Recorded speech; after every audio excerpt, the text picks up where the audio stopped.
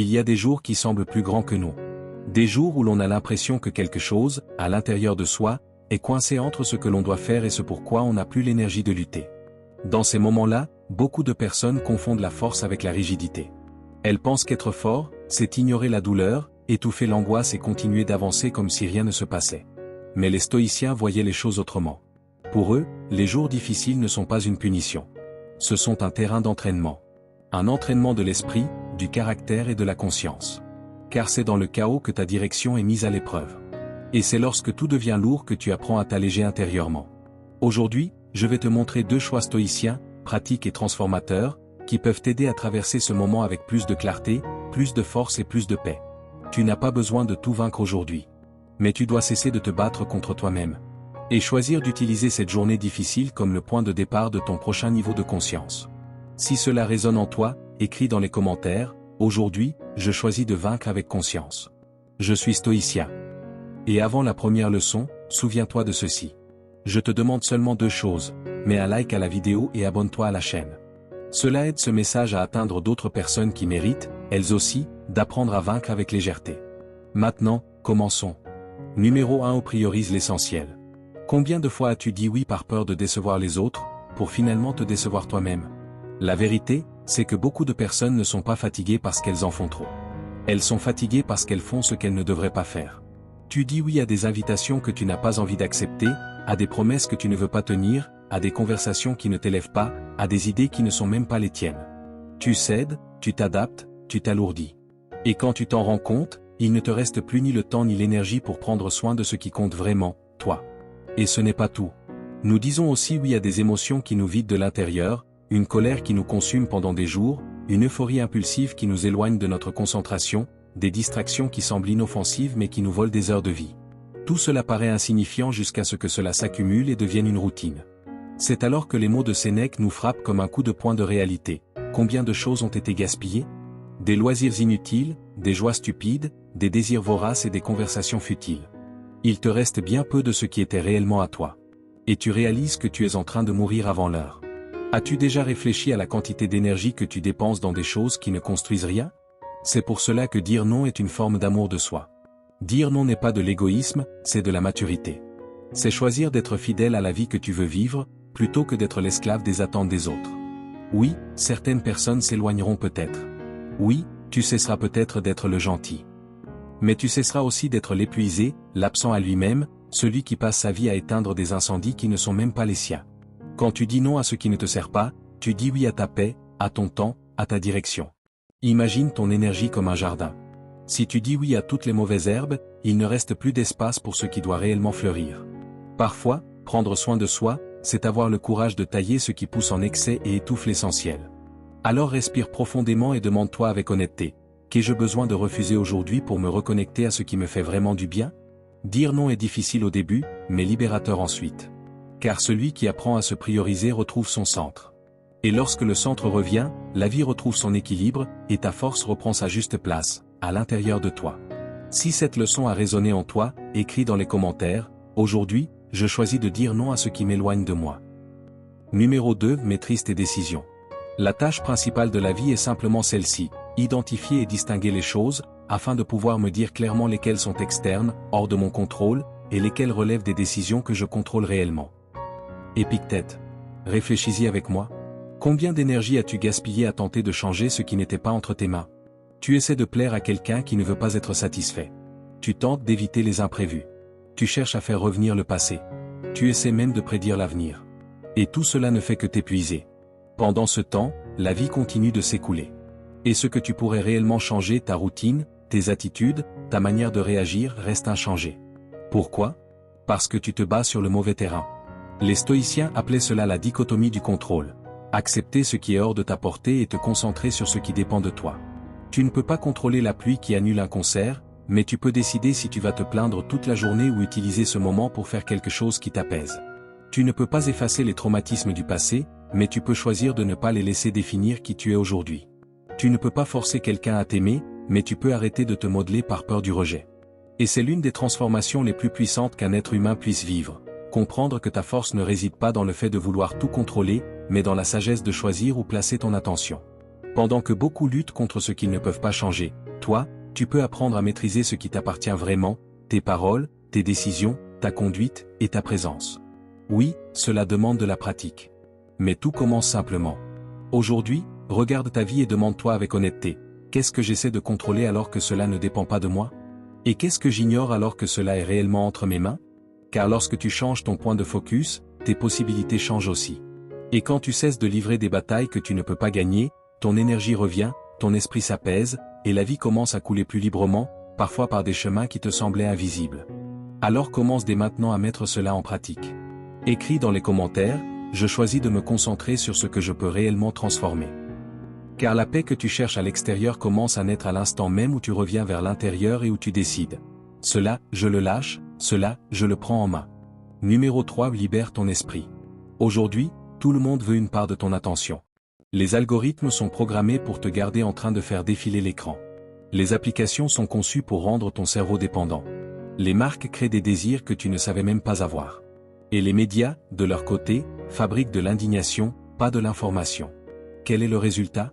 Tu te réveilles fatigué et tu te couches épuisé, sans vraiment savoir où ton énergie s'est dissipée. Le philosophe Viktor Frankl écrivait, « L'homme est poussé par ses impulsions, mais guidé par ses valeurs. » Mais que se passe-t-il lorsque tu n'as plus de clarté sur tes valeurs? Les impulsions prennent le dessus, et tu deviens une marionnette. Un corps bien réel, actif, emporté par le courant, sans direction, sans conscience, et surtout sans paix. Même si, dans l'Antiquité, il n'existait ni réseaux sociaux, ni restauration rapide, ni addiction numérique, Marc Aurèle mettait déjà en garde contre ce danger.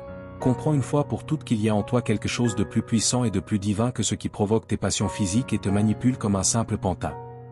Il le savait, les distractions changent de forme, mais elles cherchent toujours à te rendre esclave des désirs, de la précipitation, de la peur et du besoin d'approbation. Tout comme une maison absorbe l'odeur de ce que l'on y fait entrer, l'esprit s'imprègne de ce que tu consommes, de ce que tu écoutes et de ce que tu répètes chaque jour. C'est pourquoi les stoïciens nous invitent à surveiller ce qui occupe notre esprit. Sais-tu ce qui t'influence le plus en ce moment? Sais-tu ce qui façonne tes désirs, ta routine et tes pensées? Car si tu n'y prêtes pas attention, quelqu'un d'autre le fera à ta place. Peu à peu, sans même t'en rendre compte, tu commences à réagir comme tout le monde, à consommer comme tout le monde, à te plaindre comme tout le monde, et tu oublies qui tu es. Libérer l'esprit est un entraînement. C'est apprendre à choisir. Choisir ce que tu laisses entrer, fermer la porte à ce qui t'affaiblit et ouvrir de l'espace à ce qui te nourrit. C'est faire taire le bruit extérieur pour enfin entendre ce qui bat encore à l'intérieur. C'est cesser de te laisser entraîner et commencer à marcher avec une direction. Car l'esprit n'est libre que lorsque tu te rappelles qu'il t'appartient, et que celui qui décide de ce qui reste, de ce qui grandit et de ce qui commande, c'est toi. Dans les jours à venir, choisis ce qui te renforce, une pensée à la fois. C'est ainsi que tu cesses d'être programmé et que tu redeviens conscient, que tu arrêtes d'être emporté et que tu commences, enfin, à reprendre le contrôle. Numéro 4. Ne porte pas l'anxiété. L'anxiété ne commence pas avec un problème. Elle commence avec un désir. Le désir que tout se passe exactement comme tu l'avais prévu. Que personne ne te déçoive, que le temps joue en ta faveur, que l'argent suffise et que les autres agissent comme tu l'attends. Mais la vie n'obéit pas aux ordres. Elle répond à la conscience. Et plus tu cherches à tenir fermement les rênes de tout, plus ce qui compte vraiment t'échappe, ta paix. L'anxiété ressemble à une tentative de retenir de l'eau entre tes mains. Plus tu serres fort, plus elle s'écoule entre tes doigts. Lorsqu'un parent perd le sommeil pour son enfant, ce qu'il souhaite, c'est que le monde soit sûr. Lorsqu'un investisseur s'angoisse à cause du marché, ce qu'il veut, c'est que l'avenir obéisse. Et lorsqu'un voyageur s'irrite à cause du climat, ce qu'il désire, c'est que le ciel s'adapte à ses plans. Dans tous ces cas, la souffrance n'est d'un même point, le désir de contrôler ce qui ne peut pas l'être. Épictète disait que l'anxiété est un échange injuste. Tu donnes ta tranquillité en espérant recevoir des garanties que la vie ne peut pas offrir. Et cet échange ne tient jamais ses promesses. Il épuise ton énergie, déforme ta vision, paralyse même les décisions les plus simples et rend le présent insupportable. Combien de fois as-tu été angoissé par l'anxiété elle-même? Combien de fois as-tu actualisé l'écran de ton téléphone, rongé tes ongles, fait les 100 pas, comme si ce mouvement intérieur pouvait accélérer le temps? La prochaine fois que tu sentiras ce nœud dans la poitrine, arrête-toi. Respire. Et demande-toi, qu'est-ce que j'essaie exactement de contrôler en ce moment? Est-ce vraiment entre mes mains? Cette anxiété me guide-t-elle ou me domine-t-elle? Tu n'as pas besoin de faire semblant de ne rien ressentir. Mais tu dois te souvenir de ceci, tout ce qui pèse ne mérite pas d'être porté, et toute pensée anxieuse ne mérite pas de devenir une direction. La paix commence à l'instant où tu cesses de négocier ta tranquillité avec le monde et où tu choisis de protéger le seul territoire que tu peux réellement gouverner, ton monde intérieur. Numéro 5, tu possèdes l'outil le plus puissant. Tu portes en toi l'un des outils les plus puissants de la nature, ton esprit. Mais dis-moi, combien de fois lui fais-tu réellement confiance? Combien de fois sous-estimes-tu ta capacité à choisir, à refuser, à changer ou à construire, simplement parce que la vie t'a appris à douter de toi? Épictète disait que le véritable travail de l'esprit consiste à exercer le choix, le refus, le désir, l'aversion, la préparation, l'intention et le consentement. Rien ne peut l'en empêcher, si ce n'est lui-même. Autrement dit, ce qui sabote l'esprit, c'est l'esprit lui-même, lorsqu'il s'éloigne de ce qu'il devrait réellement faire. Et quelle est sa véritable fonction? Choisir avec conscience. Rejeter ce qui t'affaiblit. Désirer devenir meilleur qu'hier. Refuser ce qui est faux, ce qui est nuisible, ce qui n'est que du bruit. Se préparer à ce qui vient avec courage et souplesse. Se souvenir de son but et accepter avec lucidité ce qui échappe à ton contrôle. Peu importe que tu aies eu plus ou moins d'opportunités, que tu aies grandi dans un foyer stable ou au cœur du chaos. Nous avons tous reçu le même outil, l'esprit. La différence réside dans la manière dont chacun décide de l'utiliser. Peut-être que ton esprit est là, aujourd'hui, distrait, saboté, fatigué de porter des pensées inutiles, des peurs empruntées et des désirs qui ne sont même pas les tiens. Mais la bonne nouvelle, c'est qu'il t'appartient toujours. Ton esprit peut encore être entraîné, guidé et renforcé. Plus tu assumes cette responsabilité, plus tu comprends que la vie ne dépend pas du fait que tout se passe bien. Elle dépend de ta capacité à penser avec clarté, à ressentir avec équilibre et à agir avec vérité. L'esprit est comme un navire en pleine mer. Si tu ne prends pas la barre, les courants décideront pour toi. Mais lorsque tu entraînes ton attention, même au cœur de la tempête, tu apprends à naviguer avec stabilité. Aujourd'hui, prends cet engagement envers toi-même. Écris dans les commentaires, j'utilise mon esprit en ma faveur. Le stoïcien n'attend pas que son esprit se perde pour tenter de le sauver. Il l'entraîne chaque jour afin qu'il devienne un instrument de liberté, et jamais plus une source de confusion. Numéro 6, tu es le résultat de ce que tu entraînes. Marc Aurèle disait, chercher l'impossible est une folie, mais l'homme ordinaire est incapable de faire autrement. Autrement dit, beaucoup de personnes veulent des résultats extraordinaires tout en menant une vie négligée. Elles veulent la paix, mais sèment le chaos dans tout ce qu'elles touchent. Elles veulent de la concentration, mais se laissent distraire toutes les 5 minutes. Elles veulent être respectées, mais agissent sans constance, sans discernement, sans direction. Et voici une vérité simple et puissante, tu ne vis pas ce que tu rêves, tu vis ce que tu entraînes. Ce que tu fais régulièrement et non ce que tu te promets façonne ton destin. C'est comme un enfant à qui l'on ne dit jamais non, il grandit en croyant que tout doit tourner autour de lui. Alors pose-toi la question, qu'es-tu en train d'entraîner en toi? L'impatience? Le désordre? Les pensées négatives? Le manque de concentration? Car tout ce que tu répètes, même sans t'en rendre compte, modèle ton esprit. Tu ne peux pas attendre des résultats nouveaux avec des habitudes anciennes. Tu ne peux pas récolter l'équilibre si, chaque jour, tu sèmes la précipitation, la plainte et l'excès. Mais voici le point de bascule, tu peux changer ton entraînement. Et lorsque tu changes ton entraînement, ton comportement change. Quand ton comportement change, ta vie commence à changer avec lui. Tu n'as pas besoin de tout transformer d'un coup. Tu as besoin de commencer petit, mais avec fermeté. Organiser tes journées, entraîner ton attention, poser des limites et répéter avec conscience. Comme on entraîne un muscle, non par la force brute, mais par la constance. Ton esprit est comme de l'argile. Chaque jour, il prend la forme de ce que tu pratiques. Plus tu entraînes ce qui te renforce, plus ta vie commence à refléter la personne que tu veux devenir. Si cela a du sens pour toi, écris dans les commentaires, aujourd'hui, j'entraîne ce que je veux vivre. Car ce n'est pas la chance qui transforme une vie. Ce n'est pas non plus la simple volonté. Ce qui change vraiment ta vie, c'est l'entraînement. Et un esprit bien entraîné peut t'emmener là où la seule force de volonté n'arrivera jamais. Numéro 7, ce que tu dis demeure. Les mots ne disparaissent pas une fois prononcés. Ils se diffusent, se répètent et s'installent dans l'esprit de celui qui les a entendus. Et même si toi, tu oublies ce que tu as dit, l'autre peut le porter en lui pour toujours. As-tu remarqué comment certaines phrases résonnent encore dans ta mémoire, même après des années? Un compliment inattendu, une critique brutale ou une parole lancée sous l'impulsion. Parfois, ce n'est pas la situation elle-même qui t'a marqué, mais la phrase qui est restée. Zénon de Citium disait, « Il vaut mieux trébucher avec les pieds qu'avec la langue. » Lorsque tu trébuches avec les pieds, tu tombes, tu te relèves et tu continues. Mais lorsque tu trébuches avec la langue, le ton, la blessure et l'impact demeurent. Et le pire, c'est que bien souvent, nous ne nous en rendons même pas compte. Nous laissons échapper une phrase sous l'effet de la colère, de la douleur ou de la frustration. Ce n'est qu'ensuite, lorsque le silence arrive, que nous prenons conscience des dégâts. Mais le stoïcien ne parle pas uniquement parce qu'il ressent quelque chose. Il respire avant de répondre, filtre avant de parler et choisit ses mots avant d'avoir à les regretter. Car l'autocontrôle n'est pas le silence. C'est savoir quand parler, comment parler, surtout, pourquoi parler. Les mots sont comme des graines. Une fois semées, tu ne sais pas où elles vont germer, mais elles laissent toujours une trace sur le terrain de celui qui les reçoit. Avant d'ouvrir la bouche, demande-toi, est-ce que cela va guérir ou blesser? Suis-je en train de résoudre quelque chose ou simplement de décharger ma douleur? Si c'était moi en face, aurais-je besoin d'entendre cela ou d'être accueilli? Si la réponse n'est pas claire, attends.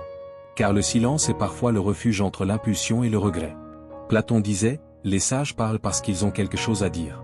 Les insensés parlent parce qu'ils ont besoin de parler. Si cela résonne en toi, écris dans les commentaires, aujourd'hui, je choisis de parler avec conscience. Ce n'est pas la force de la voix qui construit le respect, mais la sagesse dans la parole. Et le stoïcien le sait, celui qui maîtrise ses paroles maîtrise sa vie. Numéro 8 nourrit le bon feu. Imagine que chacune de tes pensées est une étincelle, que chaque décision est une bûche, et que chaque répétition ajoute de la chaleur. Ta vie, en cet instant précis, est un feu allumé. La vraie question est donc, qu'es-tu en train de nourrir à l'intérieur? Épictète écrivait, lorsque tu te mets en colère, tu ne fais pas qu'éprouver un mal, tu renforces aussi une mauvaise habitude, en ajoutant du combustible au feu. Autrement dit, il ne s'agit pas seulement de ce que tu ressens, mais de ce que tu entraînes.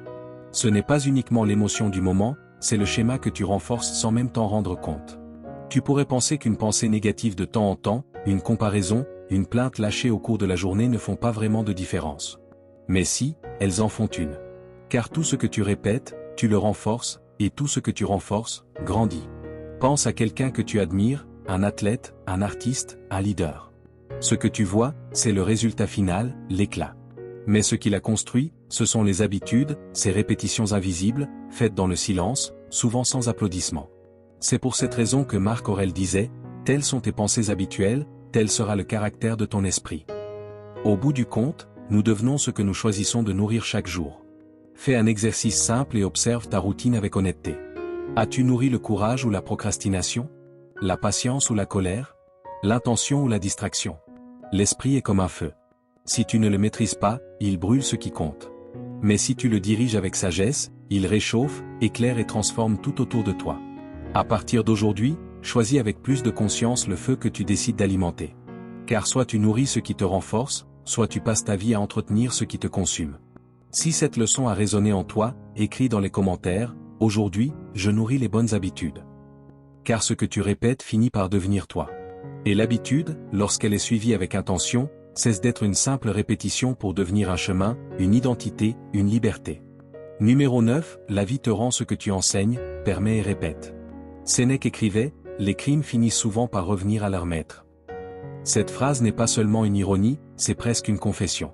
Pendant des années, il fut le mentor de Néron, un empereur qui deviendrait plus tard le symbole même de la cruauté. Certains affirment que Sénèque tenta, sans succès, d'inculquer des vertus aux jeunes tyrans. D'autres soutiennent qu'il accepta en silence certaines corruptions afin de préserver sa position d'influence. Quoi qu'il en soit, le fait est que l'élève finit par trahir le maître, et Sénèque le paya de sa vie. Cette histoire révèle une vérité dérangeante. Même un grand philosophe peut récolter les fruits amers d'un mauvais choix. Et toi, avec qui partages-tu ton énergie? Quelles attitudes es-tu en train de nourrir? Quel comportement permets-tu, normalises-tu, enseignes-tu, parfois sans même t'en rendre compte? Peut-être acceptes-tu de petites injustices au travail en te disant que ce n'est que temporaire, mais avec le temps, cela devient une habitude. Peut-être renonces-tu à une valeur personnelle pour maintenir une relation. Peu à peu, pourtant, tu commences aussi à te trahir toi-même. Ou peut-être transmets-tu quelque chose d'erroné par simple commodité, et demain tu devras en affronter les conséquences directement. La vie ne rend pas tout immédiatement, mais elle rend toujours. Tôt ou tard, ce que tu sèmes devient l'environnement dans lequel tu vivras. Et ce n'est pas seulement ce que tu fais qui compte. C'est aussi ce que tu tolères, ce que tu enseignes par l'exemple, ce que tu répètes en pensant que cela n'a pas d'importance. Tout cela façonne ton avenir. Comme le dit un proverbe oriental, tout ce qui part revient. Ce n'est pas de la superstition, c'est de la responsabilité. Si tu sèmes la déloyauté, tu récolteras la méfiance. Si tu sèmes la négligence, tu récolteras le déséquilibre.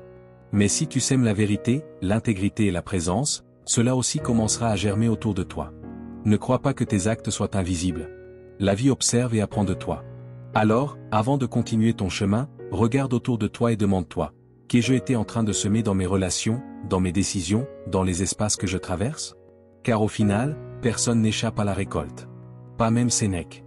Si cette leçon a résonné en toi, écris dans les commentaires, aujourd'hui, je choisis de semer ce que je veux récolter. Car le caractère, c'est aussi cela, le courage d'assumer la responsabilité du monde que tu construis de tes propres mains.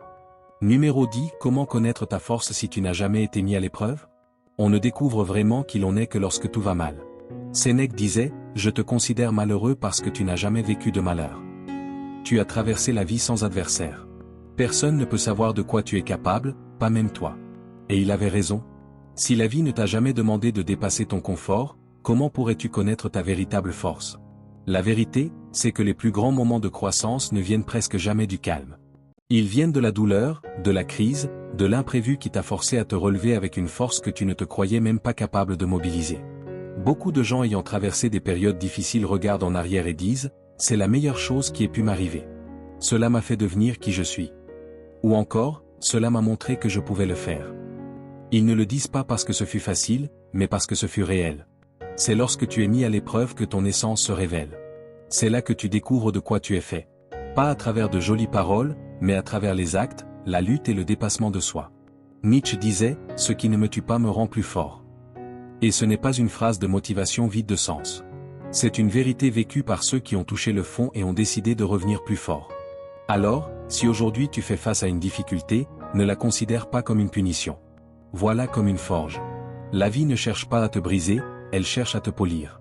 Et, aussi dur que cela puisse paraître maintenant, le moment viendra où tu comprendras, j'avais besoin de passer par là. Car sans cette épreuve, je ne serais jamais devenu la personne que je suis aujourd'hui. Si cette leçon t'a touché, écris dans les commentaires, je traverse la douleur, mais j'en ressors plus fort. Je suis stoïque. Et n'oublie jamais, l'obstacle peut être l'épreuve, mais la manière dont tu le traverses est ta véritable réponse. Numéro 11. Ton caractère construit ton chemin. Tu peux tout apprendre, obtenir des diplômes, parler plusieurs langues, maîtriser des techniques. Mais si tu n'as pas de caractère, tout cela devient du maquillage, et le maquillage ne résiste pas au temps. Héraclite disait, le caractère est le destin. Il ne parlait pas de l'apparence, mais de l'essence, de ce que tu fais quand personne ne te regarde, de ce qui soutient tes décisions lorsque personne ne t'observe. Les curriculums vitae impressionnent, mais ce sont le respect, la présence et l'éthique qui maintiennent les portes ouvertes après le premier impact. Et cela vaut pour tout, carrière, amitié, relations. La chance peut te mettre sur scène, mais c'est ton caractère qui décide si tu y restes ou si tu es oublié lorsque les lumières s'éteignent. Sénèque disait aussi, invite certains à ta table parce qu'ils le méritent, et d'autres parce qu'ils peuvent finir par le mériter. La valeur d'une personne ne réside pas dans un titre, mais dans l'attitude, dans la loyauté silencieuse, dans ce que l'on donne sans faire de bruit, dans cette fermeté intérieure qui n'a rien à prouver, qui se contente de vivre avec vérité. Le caractère n'est pas un CV, c'est la conduite. C'est ce qui reste quand la pause tombe, quand le statut s'éteint, et qu'il ne reste plus que toi avec tes choix. Alors, avant de chercher le prochain poste, la prochaine opportunité, la prochaine relation, demande-toi avec courage, suis-je la personne qui mériterait tout cela? Car le destin n'est pas magique. Il est le reflet de tes décisions quand personne ne te regarde, le reflet de ton intégrité quand personne ne l'applaudit. Si cette leçon t'a touché, écris dans les commentaires, je construis mon destin avec caractère, car tout passe dans la vie, mais ce que je suis continue de construire tout ce qui vient après. Numéro 12. Redémarre ta vie. Marc Aurèle écrivait, il est possible de recommencer à vivre, de voir les choses différemment de ce que tu faisais avant, ainsi on redémarre la vie. Et si tu pouvais, dès maintenant, appuyer sur un bouton invisible et repartir de zéro, comment serait ta vie si tu pouvais recommencer, sans les culpabilités du passé, sans porter le poids de tout ce que tu n'as pas su résoudre? Sans la peur de répéter ce qui a déjà fait mal. Nous faisons tous des erreurs, nous échouons tous. Mais ce qui sépare ceux qui grandissent de ceux qui stagnent, c'est la vie elle-même. Appuyer sur ce bouton, c'est une décision silencieuse. Continuer d'avancer ou rester coincé dans ce qui est déjà passé, pardonner ou se punir, recommencer ou se cacher. Peut-être as-tu déçu quelqu'un qui t'aimait, quelqu'un qui croyait en toi. Peut-être t'es-tu abandonné toi-même alors que tu avais le plus besoin de force. Mais tes principes sont toujours là, ce en quoi tu crois, ce que tu rêves, la personne que tu veux devenir n'a pas été détruite. Ils ont seulement été oubliés un temps. Tu n'es pas lié à ce qui est arrivé. Tu es libre de penser à nouveau, de choisir à nouveau, de raviver ce que tu as perdu. Car ce n'est pas le passé qui te définit, c'est ce que tu fais après lui qui révèle qui tu es. Recommencer, c'est comme allumer une lumière dans une pièce sombre, l'espace est le même, mais tout change lorsque tu vois avec clarté. La sortie a toujours été là. Tu avais juste besoin du courage d'éclairer ta propre conscience. Maintenant, je te demande, quel rêve as-tu rangé dans un tiroir, croyant qu'il était trop tard? Ouvrir une entreprise, changer de métier, fonder une famille, voyager, reprendre ton histoire là où tu l'as laissée. La vie t'attend encore. Et chaque fois que tu choisis de revenir à ce qui compte vraiment pour toi, tu redémarres à l'intérieur. Tu recommences à vivre avec vérité, intégrité et engagement. Pas pour ce que les autres attendent de toi, mais pour ce que tu sens être né pour vivre. Et si tu ne sais pas par où commencer, commence petit, par une pensée plus consciente, un geste plus fidèle à toi-même, une décision qui te redonne du courage. Peu importe la taille du pas, seule importe la direction. La bonne direction commence à l'intérieur de toi. Recommencer ne gomme pas qui tu as été, mais révèle qui tu peux encore devenir. Si cette leçon a du sens pour toi, écris dans les commentaires, aujourd'hui, je recommence à vivre. Je choisis de repartir de zéro. Car ton passé n'est pas une condamnation, c'est le terrain sur lequel peut naître une nouvelle histoire. J'espère que ces leçons t'aideront à traverser les jours les plus difficiles. Si tu n'es pas encore abonné, abonne-toi, laisse un like et partage cette vidéo avec quelqu'un qui a aussi besoin de cultiver plus de force. Merci de regarder.